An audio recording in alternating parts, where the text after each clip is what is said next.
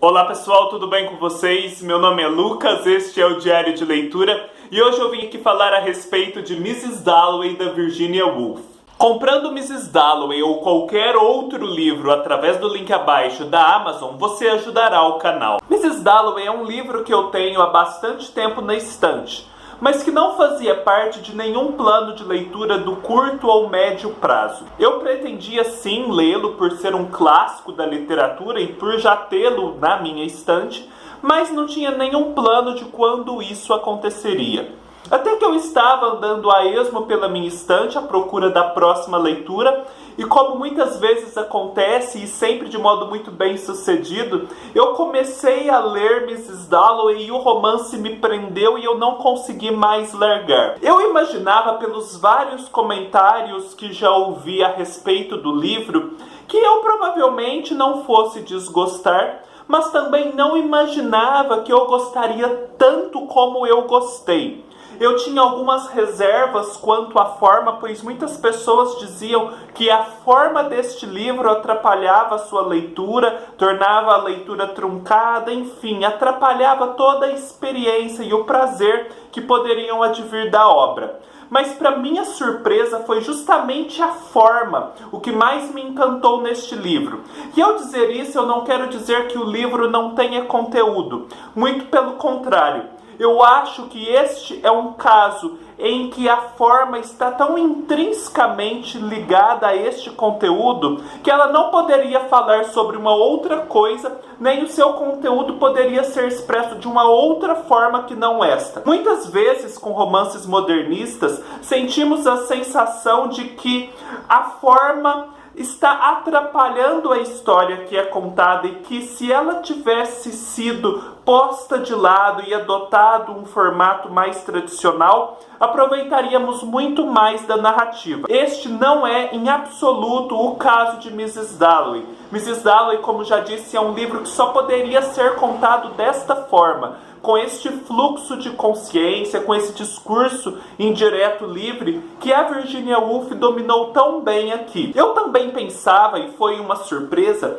que o fluxo de consciência se concentraria na Clarissa Dalloway, personagem principal, e que a todo o tempo veríamos o mundo, os acontecimentos e as descrições a partir do seu ponto de vista. Mas não. Mrs. Dalloway, apesar de ter Clarissa Dalloway como sua personagem principal, alterna a todo o tempo os pontos de vista, as perspectivas, a vida mental de seus personagens, que são muitos, e de uma forma tão fluida que, apesar de serem identificáveis as passagens da perspectiva de um para outro personagem, elas não são marcadas com expressões, com estruturas narrativas, dando assim essa fluidez e ao mesmo tempo preservando a possibilidade de compreensão sobre quem fala e do que se fala. Em Mrs. Dalloway, acompanhamos um dia na vida da sociedade londrina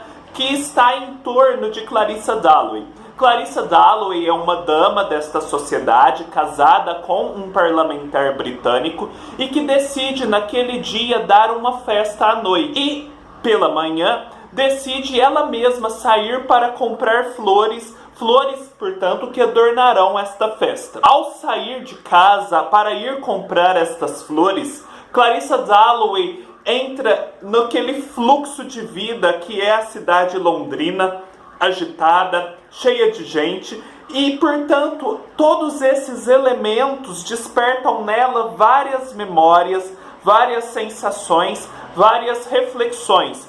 E isto também acontece com vários outros personagens que, a princípio, não se relacionam diretamente com Clarissa Dalloway, mas que estão imersos naquele mesmo mundo dela. Vamos então acompanhando Clarissa Dalloway, Peter Walsh, um antigo amor que viera da Índia para visitá-la, seu marido, a sua filha Elizabeth, Septimus Warren Smith, um moço com pretensões suicidas, que não tem uma relação direta com Clarissa, mas que estabelece com a sua vida e com as suas reflexões um diálogo. Vamos então acompanhando essas pessoas e esses acontecimentos ao longo do dia, até chegar finalmente à noite, quando a festa que Clarissa planejava é finalmente dada. O que é mais interessante neste livro e que eu senti que para mim tornou a obra assim impecável é a sensação de vida pulsante,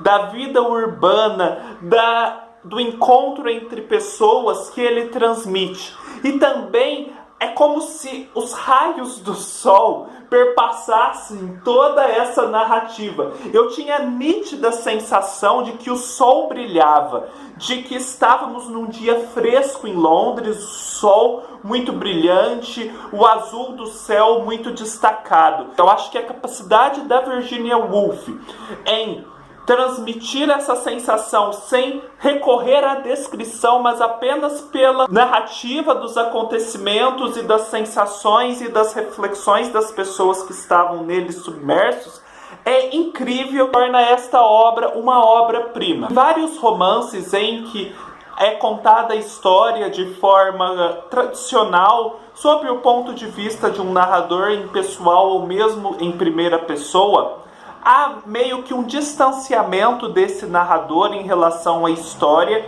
e em relação aos pensamentos de seus personagens, e ele acaba meio que demonstrando por sua narrativa que se distanciou de tudo aquilo, refletiu e depois escreveu. Aqui em Mrs. Dalloway a sensação é completamente diferente. Não há esse distanciamento. Nós somos imersos nos acontecimentos e nos pensamentos dos personagens, passando de um a outro a todo o tempo. E, portanto, não dá para pensar que quem o escreveu se distanciou, fez uma reflexão e depois escreveu. Não. É como se tivéssemos por um dia a capacidade de visualizar de forma imediata o que está acontecendo, o que cada um está pensando. Eu sei, pessoal, que parece ter ficado um pouco confuso tudo isso que eu disse, mas enfim, confiem pelo menos nisto que eu vou dizer.